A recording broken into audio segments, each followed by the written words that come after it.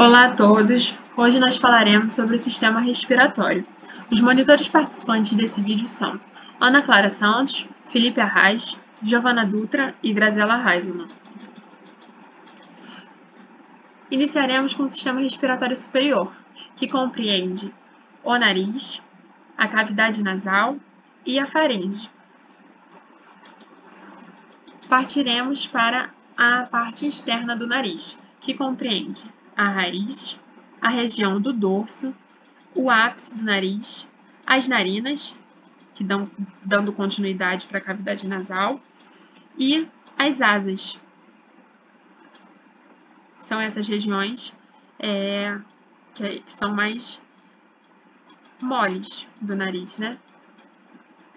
A estrutura cartilagínea, ela tem a cartilagem nasal lateral, a cartilagem do septo nasal, as cartilagens alares menores, que ficam bem lateralmente, né, ao nariz, e as cartilagens alares maiores, que ficam próximas, né, ao ápice do nariz. Aqui a gente consegue ver algumas partes importantes da cavidade nasal, né? A gente vê a narina, a entrada, as conchas nasais superiores, médias e inferiores. Aqui vai se localizar a concha nasal inferior, aqui a concha nasal média e aqui a concha nasal superior.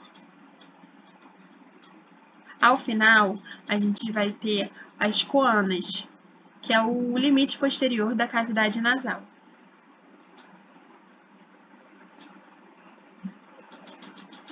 Aqui a gente consegue observar mais a parte óssea do nariz. No meio, a gente tem o septo nasal, que ele tem a parte de cartilagem, que já vimos, e a parte óssea, que compreende a lâmina perpendicular do osso etimoide. É um conjunto. Abaixo, a gente vê o osso vômer, que junto confere o conjunto do septo nasal. Temos a lâmina perpendicular, vai dar um suporte, uma sustentação ao septo nasal e a cartilagem do septo. Aqui, a gente consegue observar a concha nasal inferior. Temos desse lado e desse lado. Temos a concha nasal média dos dois lados, né? E a concha nasal superior. O septo, ele vai se localizar bem ao meio, bem na linha média do nariz. E a gente sabe, né, que quando o septo nasal não está bem alinhado, bem retinho, a pessoa tem um desvio de septo e geralmente precisa passar por uma cirurgia, né? Agora eu vou falar sobre a região da faringe. Ela vai começar nas coanas, que são aberturas na região posterior do nariz, e vai se estender até o nível da cartilagem mais inferior da laringe. A faringe ela atua como uma via de passagem para o ar e para o alimento, além de fornecer uma câmara de ressonância para os sons da fala. Ela pode ser dividida em 3 regiões anatômicas: a nasofaringe, a orofaringe e a laringofaringe. A nasofaringe ela é a região mais superior e situa-se posteriormente à cavidade nasal e estende-se até o plano do palato mole. Então, ela vai compreender essa região aqui. Aqui estão as coanas, que é a parte posterior da cavidade nasal, e aqui a parte superior do palato mole. É observado nessa porção superior o ósseo faríngeo, que é um orifício que liga a tuba auditiva da orelha média à nasofaringe. E também a tonsila faríngea, que popularmente é conhecida como adenoide. Já na região intermediária, corresponde à orofaringe e se estende desde o palato mole, inferiormente, aqui nessa região, Aqui localiza o palato mole, então inferiormente, até o nível do ocioide. Aqui está o ocioide, ó, vamos seguir ele. Então, a região intermediária, que é a orofaringe, vai compreender essa região aqui. Ela vai se comunicar com a cavidade oral, aqui. E ela é observada nessa porção média as tonsilas palatinas, que são conhecidas popularmente como amígdalas, que participam de reações imunológicas e que, quando inflamadas, geram tonsilites. A gente consegue observar, né, as tonsilas palatinas quando a gente abre a boca e se olha no espelho. E quando estão inflamadas é bem mais perceptível. Já a laringofaringe é a parte inferior da faringe e começa ao nível do ocioide. Novamente, vamos seguir o ocioide. Então, é dessa região abaixo. Essa região da laringofaringe é uma via tanto respiratória quanto digestória. Por quê? Seguindo anteriormente, a passagem do ar vai ocorrer na laringe e seguindo posteriormente, após a deglutição dos alimentos, vai passar aqui no esôfago. Agora a Ana Clara vai dar continuidade à nossa apresentação. Oi, gente, meu nome é Ana Clara, sou monitora de anatomia 1, sou do 2º período, tá? E eu vou falar para vocês um pouquinho sobre a laringe. A laringe é uma via de passagem curta que une a parte laríngea da faringe com a traqueia. Está localizada na linha mediana do pescoço e anterior à 4ª, 5ª e à 6ª vértebras cervicais. Os músculos extrínsecos da laringe unem as cartilagens a outras estruturas da faringe e os músculos intrínsecos unem as cartilagens umas com as outras. Gente, a laringe é composta por 9 cartilagens, sendo 3 delas ímpares, a tireoide, a epiglótica e a cricóidea, e 3 pares, que são as aritinoides, as cuneiformes e as corniculadas. A gente consegue ver algumas dessas cartilagens nessa imagem, mas eu vou mostrar uma imagem anatômica também para a gente ver melhor. Então, gente, aqui no número 1, a gente consegue ver a cartilagem epiglótica, no número 10, a cartilagem tireoidea e no número 11, a cartilagem cricóidea. Já no número 14, a gente consegue localizar as cartilagens aritinoides. Como eu não consegui trazer uma imagem de cadáver com as cartilagens cuneiformes e corniculadas, eu trouxe essa imagem esquemática que a gente consegue localizar elas ali. Aqui a gente tem uma imagem esquemática das pregas vocais, das pregas vestibulares e da rima da glote. Já aqui nessa imagem de cadáver, a gente consegue ver no número 9 as pregas vocais e no número 10 as pregas vestibulares. Essa outra imagem aqui a gente consegue ver no número 9 as pregas vocais e no número 20 a rima da glote. Aqui nessa imagem a gente consegue ver um desenho esquemático dos músculos intrínsecos da laringe e eu vou mostrar também uma imagem anatômica. Bom, então aqui a imagem anatômica dos músculos intrínsecos. Esses músculos, então, eles se unem às cartilagens e às pregas vocais.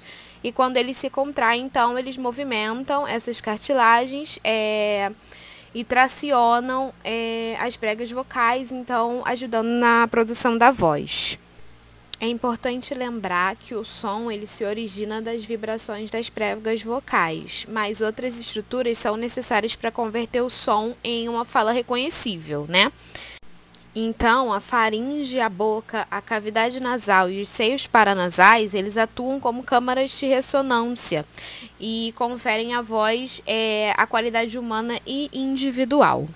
A gente produz, por exemplo, os sons das vogais constringindo e relaxando os músculos na parede da faringe. E aí os músculos da face, da língua e dos lábios ajudam a pronunciar as palavras.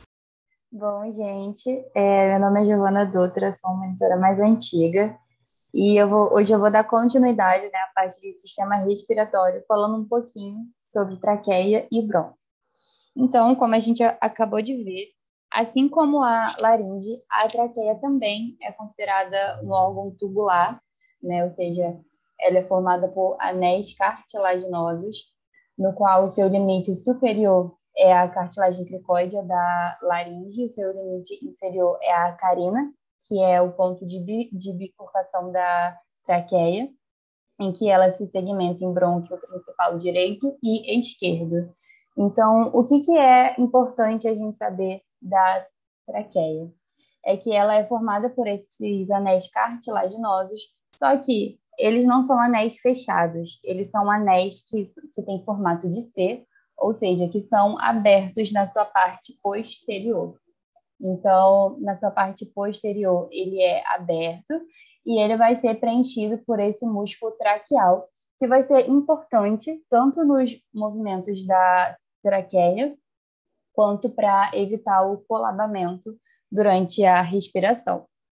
Então, é importante a gente ver aqui, né, que o limite superior vai ser a cartilagem epicóidea da laringe, e o seu limite inferior vai ser a carina, que é esse ponto final aqui, que vai ser a bifurcação da traqueia. E aí, a partir desse ponto, a traqueia se bifurca em brônquio principal esquerdo e brônquio principal direito. O que a gente precisa ver aqui? O brônquio principal esquerdo, ele vai ser mais longo, ou seja, ele é essa parte toda, e o direito vai ser somente essa parte. E a gente também consegue ver, né, que esses brônquios aqui, que são os brônquios lobares, na parte direita, eles possuem um formato diferente da parte esquerda. E por que isso acontece? Essa aqui seria a parte direita e essa aqui seria a parte esquerda. O brônquio principal direito, ele penetra no pulmão diretamente pelo hilo pulmonar. Então, ele possui esse formato mais superior, né? Os seus brônquios, eles se segmentam mais anterior e mais superiormente. Enquanto que na parte esquerda, esse brônquio principal, ele é um pouco mais longo. Por quê? Porque existem duas estruturas anatômicas que impedem essa penetração direta pelo hilo pulmonar, que é o esôfago, que é esse 8 aqui, né, que nessa fotografia ele está excisado, e na sua parte anterior, que não está sendo demonstrada na foto, seria o arco da aorta. Então, essas duas estruturas anatômicas fazem com que essa parte esquerda tenha essa modificação, né? No caso, essa árvore brônquica na parte esquerda, ela é mais curva, enquanto que a árvore brônquica da parte direita, ela seria um pouco mais vertical. Então, entendendo isso, a gente vai para a divisão dos brônquios. O que a gente precisa saber? Nessa foto aqui, a gente vai entender um pouco melhor do que eu falei até agora. Essa parte medial seria o quê? Seria a carina, que é a bifurcação da traqueia, que se segmenta em brônquio principal direito e brônquio principal esquerdo. Então, primeiro, vamos analisar a parte direita. Qual é a diferença? A parte direita, ela vai possuir 3 lobos, três brônquios lobares, enquanto que na parte esquerda, somente 2. Então, essa parte mais superior vai ser o brônquio lobar superior direito, brônquio lobar superior médio, que vai ser essa parte mediana, e brônquio lobar inferior direito. Então, vai ser dividida em parte superior, média e inferior. E aqui seria a parte esquerda. Então, esse brônquio mais longo é o brônquio principal esquerdo. A parte mais superior vai ser o brônquio lobar superior esquerdo. E aqui o brônquio lobar inferior esquerdo. Então, a gente tem uma diferença nítida, né? No qual a parte direita vai ter 3 brônquios lobares e o brônquio principal vai ser um pouco mais curto, enquanto que na parte esquerda a gente vai ter 2 brônquios lobares e o brônquio principal esquerdo vai ser um pouquinho mais comprido. E aí, aqui eu trouxe uma imagem radiográfica só para ver como que esses brônquios eles se distribuem na caixa torácica. E aqui uma fotografia colorida, mais didática, né, mostrando exatamente essa árvore brônquica, né, como que esses brônquios eles vão se ramificar e se distribuir no pulmão. Então é isso, gente. Qualquer dúvida vocês podem mandar pra gente pelo grupo ou pelo privado. Olá, boa noite. Meu nome é Felipe Arraes e eu vou mostrar para vocês uma aula hoje prática com fins anatômicos e não fisiológicos, portanto vou me atentar à descrição das estruturas do pulmão, do mediastino, da cavidade pleural e da pleura. A gente vai começar com o pulmão aqui. Então vamos lá. O ser humano ele tem dois pulmões, o pulmão direito e o pulmão esquerdo. O ser humano não é um indivíduo totalmente simétrico, o lado direito não é exatamente igual ao lado esquerdo. E os pulmões também não. O pulmão direito ele é diferente do pulmão esquerdo. De cara, podemos ver algumas dessas diferenças, como o pulmão direito é maior que o esquerdo, o pulmão esquerdo tem uma incisura cardíaca onde parte do coração se acomoda. O pulmão direito tem uma fissura horizontal que o esquerdo não tem, dentre outras. Agora eu vou listá-las com mais calma. O pulmão direito é maior. O pulmão direito tem uma fissura horizontal que não existe no esquerdo. Porém, ambos têm fissuras oblíquas. Podemos ver aqui também na imagem da peça. O pulmão direito sendo maior que o esquerdo esquerdo tendo uma incisura cardíaca, o esquerdo tendo esse acidente anatômico aqui, que se chama língula, o pulmão direito tendo a fissura horizontal, ambos tendo a fissura oblíqua. Aqui nessa imagem a gente pode reparar isso muito bem. O pulmão direito com a fissura horizontal e o esquerdo somente com a fissura oblíqua. Então, o pulmão direito tem horizontal e oblíqua. O pulmão direito tem 3 lóbulos. Lóbulos são partes de um órgão. O pulmão direito tem 3 lóbulos e o esquerdo tem 2. Bem, vamos mudar de assunto. Mediastino, pleura e cavidade pleural. O que é o mediastino? O mediastino é um espaço. O mediastino é um espaço, consiste nisso. E ele é um espaço, então ele tem delimitações. O que delimita esse espaço? Vamos pensar numa pessoa em posição anatômica, você olhando de frente para ela. O mediastino em profundidade, né? Vamos pensar aqui. A parede anterior do mediastino é o osso externo. E a parede... limite. O limite anterior do mediastino é o osso externo. E o limite posterior do mediastino é a coluna vertebral. Então ele vai desde o externo até a coluna vertebral. Lateralmente, ele vai estar entre os pulmões aqui, o espaço entre os pulmões aqui.